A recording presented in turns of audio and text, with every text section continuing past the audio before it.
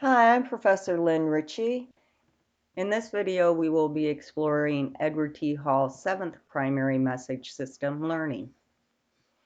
Learning are all the messages that are concerned with passing on our cultural heritage and socializations into the cultural patterns of our groups. What do we need to know to be successful? How do different cultures define success? We learn these cultural patterns from the people with whom we interact, our family members, our friends, our teachers, our religious leaders, our community groups and coworkers.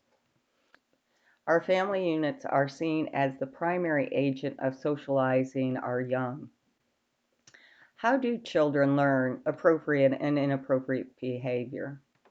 Children do not automatically know that they must pay for products in a store or that they should not pick their nose in public.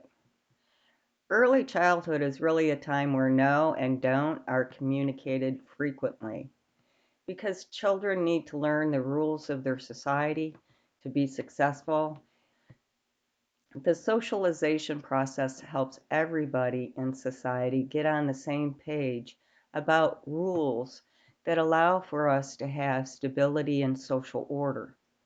This does not mean that we're all in agreement about what the rules should be for the group or our society. When we don't have such agreement, chaos, our conflicts, misunderstandings will creep into our interactions. We should not assume that children understand our social rules. It's our responsibility to teach them the skills they need to be successful in navigating the social environment. Before I took my grandkids to the store, I would always say, "Look with your eyes and not with your hands." Eventually, I was able to say, "Now what are we going to do?" And they would say, "Look with our eyes and not with our hands." And they always had the nice eye rolls that went along with that. It is not only children who receive learning messages. We are all lifelong learners.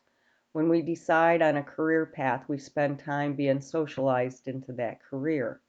As a sociologist, I use different concepts and language than a chemist or a psychologist. As a professor, I have more autonomy in the organization of my work time. We learn what is appropriate and inappropriate behaviors for people who occupy these different positions or statuses in a group. How do we learn to be a spouse, a mother, a doctor? All of the messages associated with the other primary message activities must be learned. Next up, we're going to look at the eighth primary message system, which is play. Okay, we'll see you soon.